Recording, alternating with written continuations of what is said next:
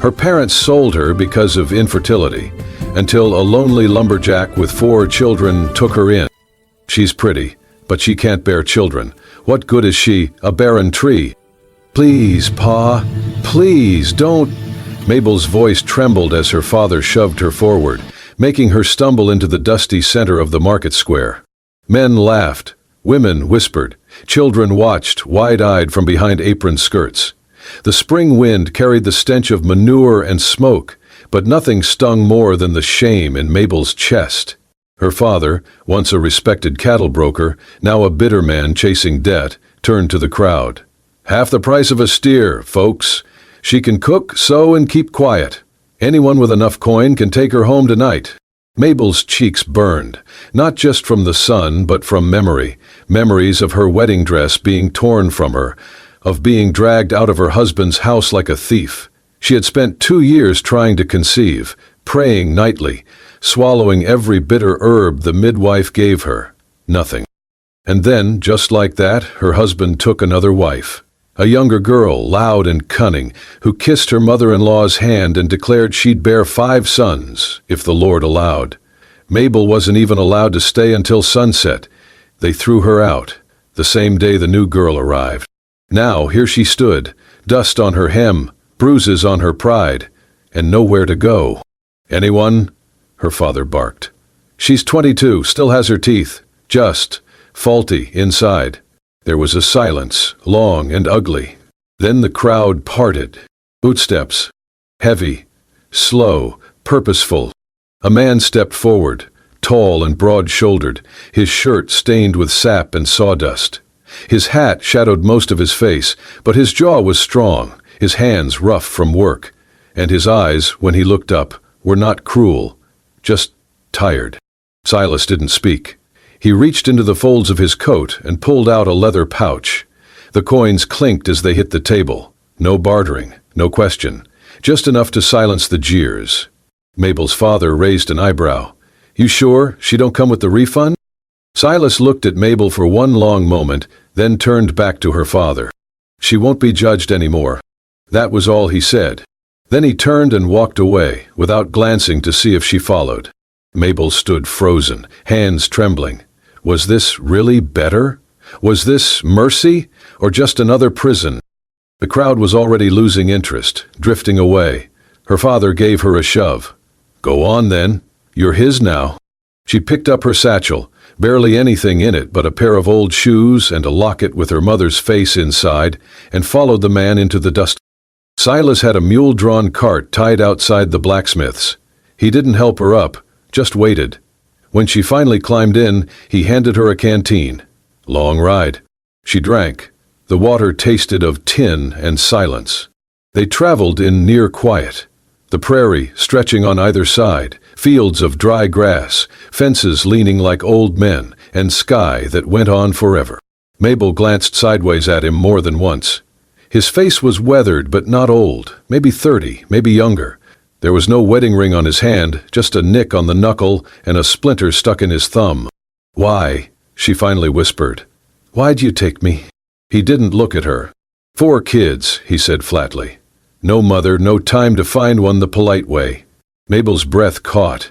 "So, I'm a governess?" "No, just someone not cruel. That's enough." The cart rocked as they crossed a creek bed. Her heart beat in her ears. That night they arrived at a cabin nestled in a grove of pine and cottonwood. The front porch sagged. A wagon wheel leaned against the barn. Chickens scattered as they pulled in. 4 children peeked from behind a curtain, 3 boys, 1 girl, all with red cheeks and wide, suspicious eyes. "This is Ms. Mabel," Silas told them. "She'll be staying." The youngest boy, barely 3, toddled over and wrapped his arms around Silas's leg. Silas picked him up with one hand and opened the door with the other. "Room upstairs," he said to Mabel. "Warm water's in the bucket." She climbed the stairs, her legs shaking. The bed was small but clean. A single window overlooked the field. She sat on the edge and wept, soft and without sound. She had not chosen this. But for the first time in weeks, no one asked her why she was broken, and no one demanded she be anything else. Silas's cabin stood quiet at the edge of the pine woods, like it had always been there, grown from bark and time. The roof was patched with tarred hides, the porch creaked under every step, and there was no front door, only a blanket nailed over the frame to keep the wind out. Inside, the air smelled of pine resin, old bread, and children's socks. The 4 little ones weren't saints. They were wild like pups, quick to scatter, slow to trust. The oldest boy, Josiah, tested Mabel with narrowed eyes. The second, Eli, was louder, always hungry. The girl, Hannah, clung to her father's pant leg like a burr. And the youngest, Benji, could not say her name yet, but followed her shadow like it was safer than his own. Mabel started slowly. She boiled water on the wood stove, burned the first pot of beans, and cried when the bread didn't rise. She stitched socks with fingers that hadn't held a needle in weeks. She did not speak much. Her voice was too fragile still. One afternoon, while trying to lift a pot of stew, she slipped and sent the whole thing crashing to the floor. The sound startled the hens outside. The children froze. Mabel stared at the mess in horror, sure that a slap or scream would follow. But Silas only walked over, squatted down, picked up the pot and said, "It's only stew." That was all. No anger, no disappointment. That night she sat outside on the porch, trying not to cry again. She failed. Later she tucked the children in. Her hands shook a little as she pulled the quilt over Benji's chest. He coughed. Hannah whimpered and clung to her again. She tried humming an old lullaby, her voice unsure, trembling like the wick of a dying candle. And then a storm came. The wind howled, trees leaned, and the girl, Hannah, burned up with fever. Silas, who could swing an axe with one hand, stared helplessly at the child, unsure what to do. Mabel moved fast. She boiled willow bark, crushed mint leaves, bathed the girl's forehead in cool cloths, murmuring gently through the night. Her hands never stopped moving, not once. She did not sleep. When dawn broke, the girl's fever had broken too. Hannah opened her eyes and mumbled something about pancakes. Silas stood in the doorway, arms folded, saying nothing, but his jaw slackened, his shoulders dropped. He looked at Mabel like she had done something holy. Mabel, bleary-eyed and too tired to smile, only nodded. That morning, after she got the children dressed, she came downstairs and saw a kettle on the stove. Steam curled from the spout. A mug waited beside it, and on the table lay a small note in stiff, uneven handwriting. "Thank you," she smiled again.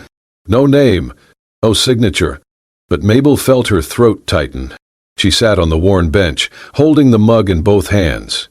The tea was strong and bitter with pine, but it warmed her chest. She looked toward the woods beyond the window. Something was changing. Not fast, not loud, but real. She had been tossed away, like broken furniture, sold like livestock, measured by a womb that refused to bloom. But here, in this lopsided cabin with no front door, someone saw her hands, her effort, her care, not her failure. That afternoon, Benji toddled up, lifted his arms and said one word clear as sunrise. "Mabel." And for the first time in weeks, she smiled back, not because she had to, but because she wanted to. Spring crept slowly into the pines, softening the frostbite that had gripped the land. Mabel no longer cried at night. Her fingers grew steady again, her voice firmer. She started teaching the children letters using charcoal on worn planks, helped them learn their names and hum simple songs. She showed Hannah how to tie a ribbon in her hair and stitched matching scarves from old feed sacks for each of them. They called her Miss May. She never corrected them. But even as the days warmed, fear remained under her ribs like a bruise not yet healed. One afternoon, Silas asked if she could ride with him into town to pick up salt and tin nails. He said nothing more, just tossed her the reins like she belonged. At the general store, Mabel stepped out while Silas waited in line for supplies. The air was thick with gossip as usual. And then a voice, sharp and cruel, cut through the clatter. "Well, if it ain't the barren ghost herself." Mabel turned slowly. Her mother-in-law stood in front of the dry goods stand, fanning herself with a folded newspaper. Next to her was the new wife, young, smug, wearing lace gloves and touching her belly in a gesture too practiced. "That's her?" the girl asked, loud enough for half the market to hear. "Yes," the older woman sneered. "Pretty but cursed. Could not give us even a squalling pup." "I will," the girl said, chin high. "A big healthy boy. And he will carry the family name, not like her, useless as a cracked jar." Mabel's hands balled into fists at her sides. She did not speak. Her throat was thick with everything she would not give them.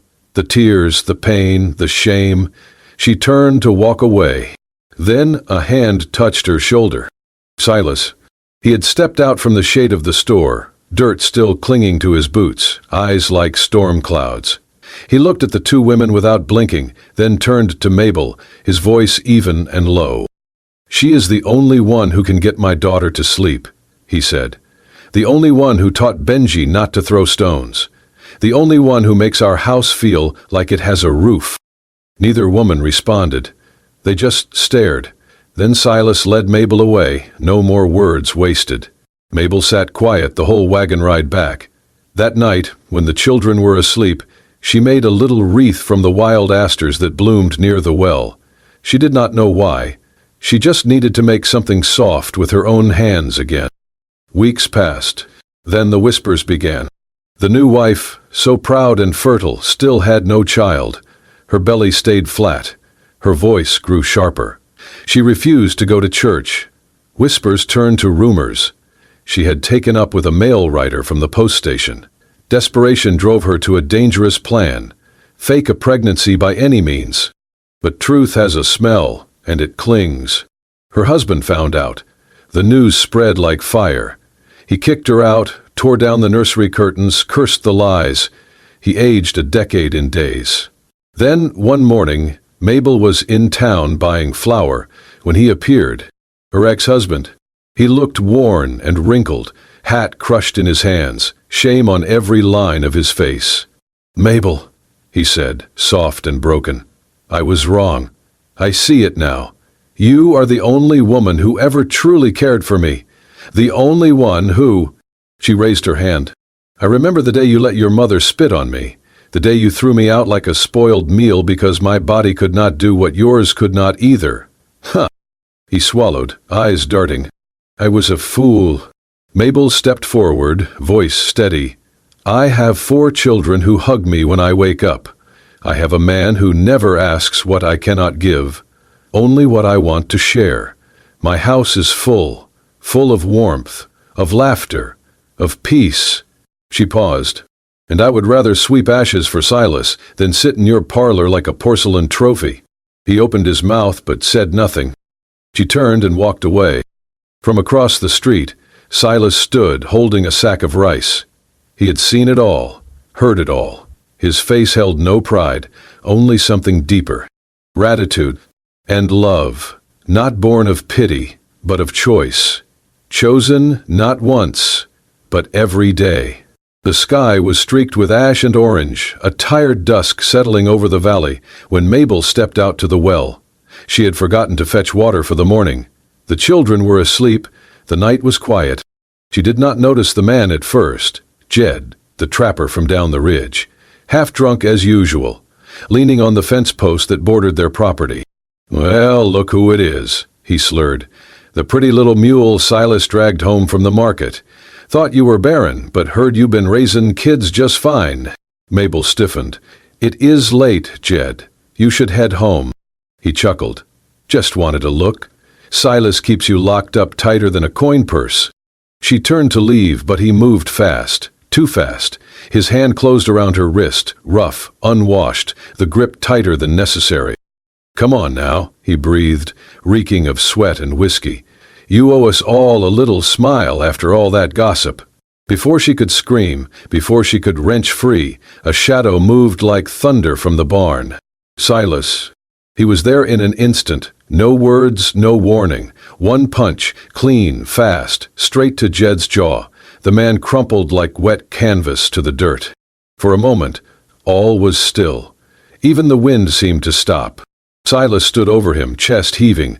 Blood trickled from his knuckles. Mabel stared, heart pounding, but not from fear. She had never seen Silas raise his voice, let alone his hand. Jed groaned on the ground, but Silas did not look at him. He turned to Mabel instead, eyes dark and wild. "You all right?" he asked, voice low. She nodded, but her eyes were glassy. Her hands trembled. "I'm sorry," she whispered, though she was not sure why. Silas stepped closer, untying the red kerchief from his neck. Gently he reached for her hand, the one Jed had grabbed, and wrapped the cloth around her wrist. "No one touches you," he said. "Not unless I say." His voice was not angry, just firm, final. Then he looked at his own hand, bruised, bleeding, and shook his head. "Damn fool," he muttered, more to himself than her. Back inside, Mabel washed his knuckles. She used boiled water and a clean scrap of muslin. The room was silent but full, of tension, of something unnamed. "You did not have to," she said quietly. "He would have left." Silas looked at her, eyes softening. "He should not have grabbed you." She dabbed at the blood. "Still, you do not even like fighting." "I like less seeing someone hurt you." She blinked hard, breath catching. "I cried," she admitted. "But not because I was scared. Because no one's ever stood up for me like that." He said nothing, just looked at her like she was something delicate but not breakable, something worth defending. When she finished, she sat back. He flexed his fingers. "Thank you," she said. Silas shrugged. "I reckon I do not want a world where folks like him think they can talk to you that way." She smiled, small and grateful. Her wrist still ached, but her heart, for the first time in years, felt held. Outside, the stars were sharp and bright. Inside, a man who never raised his voice had finally raised his hand for her. And she, a woman always told she was too little to matter, had been shielded like something precious. It was not love yet, but it was the shape love might take. It was a morning lined with frost, the kind that clung to fence posts and left breath visible. Mabel was kneading dough in the kitchen when the scream rang out across the yard, sharp, high, and unmistakably one of the children. She dropped the bowl, flour flying into the air like snow, and ran barefoot across the packed dirt. Silas's youngest son, Caleb, was crumpled near the woodpile. His leg was twisted awkwardly beneath him, the axe lying nearby, its edge streaked with red. "Oh God," she whispered, dropping to her knees. Silas was already there, his face tight, arms steady as he lifted the boy gently. "Go boil water," he said, voice calm but urgent. "Bring the bandages from the pantry." She ran, her heart hammering, her hands clumsy with haste. When she returned, Silas had laid the boy on the kitchen table, his pants cut open at the thigh. Blood welled from a long, ragged gash. Mabel's hands shook as she pressed the cloth to the wound. Caleb cried out, his face pale. "I know, baby," she whispered, voice cracking. "I know it hurts. Just hold on." Her tears dripped onto the boy's leg as she worked. Her fingers smeared red as she cleaned, wrapped, tied.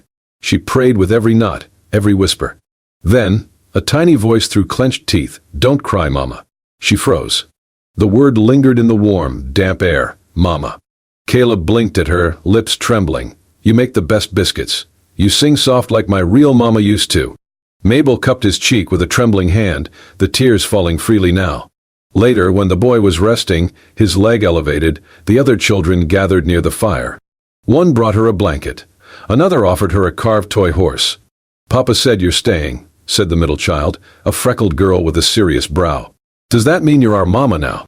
Mabel could not speak. She only nodded, and they did not need more. From that night on, they called her Mama without prompting. It was not loud, not ceremonious. Just real. A name formed by love, not birth. Silas watched it all in silence. He saw the way she held their hands when they were afraid of the dark, the way she braided hair with care, the way her eyes softened when one of them whispered her name. That night, after the house had gone still, Silas stepped out onto the porch where she sat alone under the stars. He stood there a long time before speaking. "I ain't ever been a good talker, you know that." She looked up. "You say enough." He nodded. "When I put money down at that market, I thought I was giving you a way out. But I never thought I had a right to keep you." Mabel turned, heart thudding. "I figured you'd leave once you had your footing," he continued. "And if that's what you want, I won't stop you. I won't hold you to what started as a sale." She stared at him, every muscle in her body trembling, not from fear, but from something deeper, older, more tender. "I used to think love meant being chosen at first sight," she said softly. "But I've learned something better, being chosen again. After people see who you really are." Silas's jaw tightened. "If you're not sending me away," she added, "then I'm not going." The porch creaked beneath her as she stepped toward him, took his calloused hand. "I may not have made these children," she said, "but they made me something I thought I'd never be. And you let me be that without demanding anything in return." He looked at her then, not with desire, not with guilt, but with awe, like she was the one who had rescued him. "I just wanted you safe," he said. "And now I want more than safe," she replied.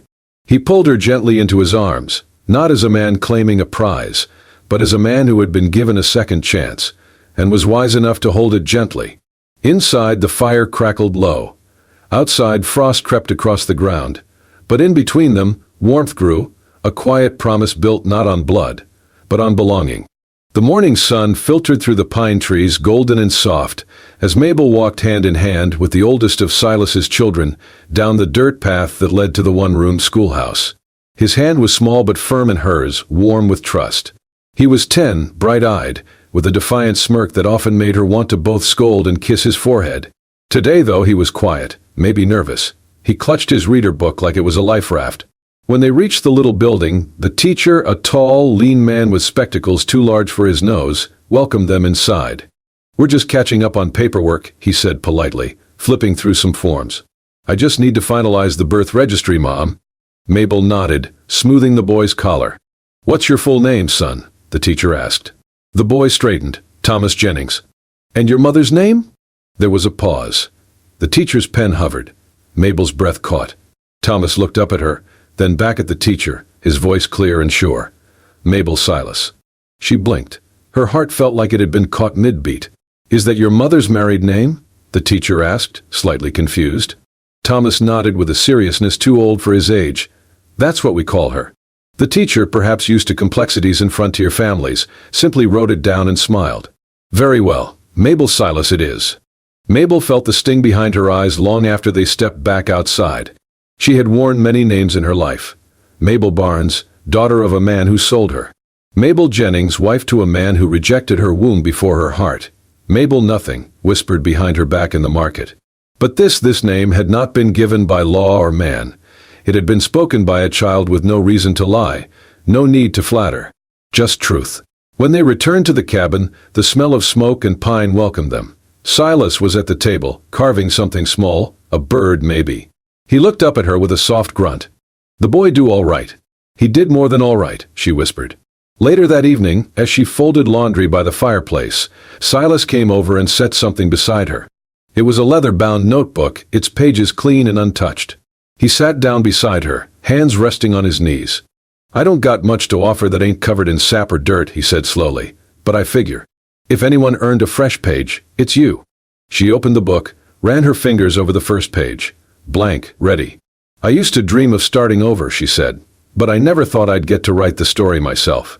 Silas nodded. "You write what you want, or nothing. It's yours." She looked at him. "Will you read it?" "Only if you let me." She turned back to the page, held the pen like it was a promise. And slowly, with deliberate strokes, she wrote, "Today is the first day I was loved without having to give birth to anyone." She did not look up as she wrote it. She did not need to, because the warmth at her side, the quiet trust in the cabin, the way Thomas had said her name, all of it was real. When she finished, Silas gently took the pen from her fingers and set it down. He leaned forward, pressing his forehead softly against hers. "Thank you," he murmured. "For what?" "For staying long enough for us to love you right." And in that quiet, fire-warmed room, the woman once sold for less than a cow was reborn, not through law or marriage, but through something deeper, something true. The heat settled over the land like a curse. Rain had not touched the soil in over 7 weeks. The once green edges of Cross Hollow were now brittle and cracked, as if the ground itself had forgotten how to breathe. Trees leaned in silence. The creek behind the house, once lively with frogs and laughter, had thinned to a muddy trickle.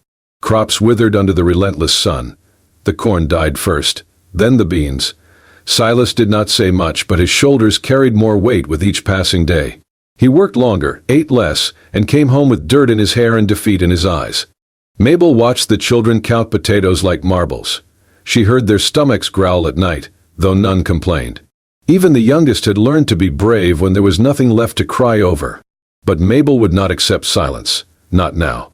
She woke before dawn and filled every bucket, pot, and wash basin with water from the deepest well. Then she pulled a scarf over her hair, wrapped her hands in cloth, and marched toward the dead garden. She dug, even when the earth was hard as stone. She broke the dirt open, turned it over, made room for roots, even where life seemed unwelcome. The other workers watched her. Some shook their heads. A few offered to help, but she refused. This was her fight. Every morning she watered the patch. Every evening she checked the soil. When the leaves sagged, she sang old lullabies as she poured water gently at their base. One afternoon, Silas stumbled through the door, face pale, knees buckling. She caught him before he hit the ground. "Just tired," he rasped, waving her off. But she felt the heat on his skin. He burned with fever for 2 nights. Mabel stayed beside him, wiping sweat from his brow, spooning broth into his mouth between fits of coughing. She spoke softly, stories of green hills and warm bread, though her voice trembled with fear. One night, as the wind howled like a ghost against the shutters, Silas turned in his sleep. His hand reached out blindly, and he muttered, "Mabel, do not leave me, not you too." Her breath caught. She leaned down, lips brushing his temple. "I am not going anywhere," she whispered. "Not when I am needed. And here, I am needed." The fever broke by dawn. When he opened his eyes, she was there, hair undone, dirt smudged on her cheek, hands rough from the hoe, but warm as ever. "You look like hell," he croaked. She laughed. "You should see yourself." Outside, the garden was not dead. Not yet. Tiny green shoots had started pushing through, reaching for life. A week later, one of the boys ran in shouting, "May, there's a tomato." Mabel ran out. There it was, red and stubborn, clinging to a vine as if defying the sun itself. Silas followed slowly. He stood beside her, staring at that single fruit. "How?" he asked, voice raw. She looked at him. "You taught me not everything worth keeping comes easy." He glanced down at her blistered hands. Then, without a word, he bent and kissed each knuckle, soft as rain. That night, they shared the tomato between 6 people. It was cut into slivers thinner than coin, but everyone swore it was the best thing they had ever tasted. Later, as the fire crackled low, and the children slept in tangled piles on the floor, Silas reached for her hand. "I do not have much left to give," he said. "The land is failing. My strength fades. All I have is this place, these kids, and you." She turned to him, her smile gentle. "Then that is more than enough. Because before you, I had a name no one wanted to say. Now I have a garden that remembers my hands, children who call me home, and a man who asks me to stay, even in drought." Silas kissed her knuckles again. "You never needed rain to grow something beautiful." And outside, under a sky still waiting to forgive, the garden breathed. Alive, still trying. Just like her. Years passed, but the wind on the hill never changed. It still carried the scent of dry earth, of pine needles baking in the sun, and the faint, stubborn sweetness of mustard greens growing against all odds. Mabel's garden, once a handful of seeds on cracked soil, now stretched wide behind the house. It was not grand or orderly. It bent with the wind, grew in crooked lines, spilled over the rocks and into the path. But it was alive. It was hers. And every morning Silas stood on the porch, hands behind his back, watching her tend it. He never spoke while she worked. He just stood there, quiet as always, as if watching proof that miracles did not need loud voices to bloom. Then one spring, the men came. Government men in clean boots and dustless hats, holding maps and promises. "There will be a railroad," one said, "right through this hill. We will pay good money." Mabel stood silent beside Silas, fingers curled under her apron. "Think of what you could give your children," the man added. "A real home, not just land and stories." Silas looked past them, past the papers and suits and easy smiles to the garden beyond. The plants swayed gently in the breeze. He saw the fence he had built with his own hands. The swing Mabel had hung from the oak tree. The stones marking where the dog had been buried. The carved bench where they had sat that first hard winter. Everything that had ever truly belonged to him stood right there. "No," he said simply. They tried again, but he raised a hand. "I am not moving. This land is not for sale." Later that evening, he and Mabel hammered a wooden sign at the edge of the road. It read, "Not for sale. Someone was once allowed to stay here. That is enough." The news spread through the town. Some mocked him. Others nodded quietly, understanding more than they said. Years went by. Their children married, brought home grandchildren. The house filled with noise and bread baking, and the clatter of small feet. Life carved itself into the hill like roots, deep, steady, unseen from afar, but unshakable. And the garden never died. Even in drought it came back. Not just mustard greens anymore, but beans, corn, onions, sunflowers tall enough to hide behind. One crisp fall afternoon, a grandson asked Silas, "Grandpa, why do you never call it just Mabel's garden?" Silas walked the boy to the gate and pointed to the archway above it. There, carved carefully into the wood, were the words, "She did not bear my blood, but she gave birth to the rest of my life." The boy blinked. "You mean she gave you a new start?" Silas smiled. "She gave me everything. When Mabel passed, they buried her at the foot of the garden, under the same tree where she had once hung wind chimes. On the stone, Silas etched one line by hand. Here grew everything she was never given, and all that she gave anyway. He sat beside that grave every morning, until one day he did not come out. They buried him beside her, beneath the whispering tree. The garden never stopped growing. And long after the railroad curved around the hill, long after the suits forgot why they came, travelers would still pass the old fence and read the sign, "Not for sale." Because sometimes a place remembers those who refuse to leave. Sometimes dry hills bloom for the ones who chose love when no one else did. If this story touched something quiet and true inside your heart, the way Mabel's garden bloomed where no one believed it could, then you are in the right place. At Wild West Love Stories, we bring you more than just romance. We bring you grit, sacrifice, and the kind of love that rises from dust and stays through drought. Stories like Mabel and Silas's remind us that even the most forgotten hills can hold the deepest roots. If you want more tales of devotion, defiance, and hard-earned hope, make sure to like, subscribe, and ring that bell so you never miss a single ride into the untamed heart of the American frontier. Because out here, love is never easy, but it is always worth it.